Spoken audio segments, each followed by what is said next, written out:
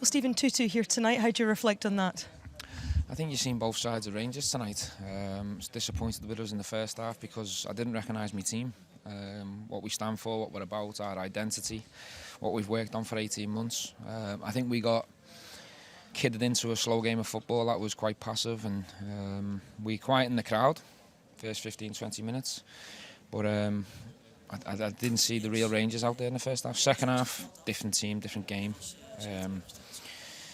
You could see what we're about, high energy, playing forward, backing ourselves in the final third, which you've got to do in these games to create quality, and really aggressive throughout the pitch, besides the second goal, which is very disappointing, but much more proud of the team in the second half.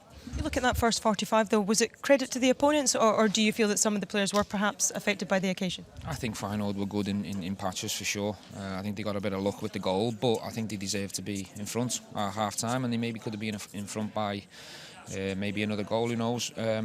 But my care is about what I'm seeing from my team, and I didn't recognise us in the first 45.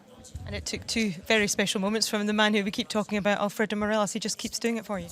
Yeah, I thought the front three were much different in the second half. I seen confidence, I seen quality. Fantastic ball by Davo, first of all, for Ryan. And then he comes in and puts an absolute magnificent ball in, and that's what Alfredo thrives on. He needs that type of service, but that was nowhere near to be seen in the first half. And then the second goal was pretty similar, only that it was Borna, more of an out-swinging cross, but two incredible finishes, and that's what he's about. On reflection of the game, are you disappointed with just a point?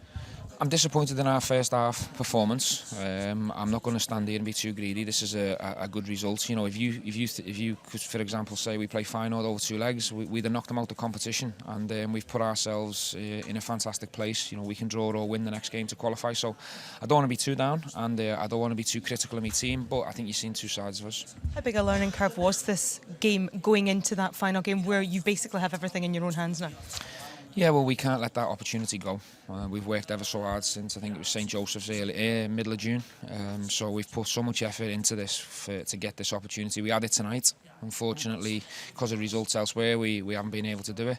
But we'll be ready. We'll be ready for young boys come Ibrox. We'll have the advantage of the crowd, and we've got the advantage of taking two results away from the game. That'll be good enough, but we're going to go and win it. We're going to try and win it.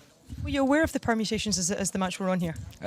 Towards the end we was. I tried not to focus on that and tried to keep all my focus here for my team.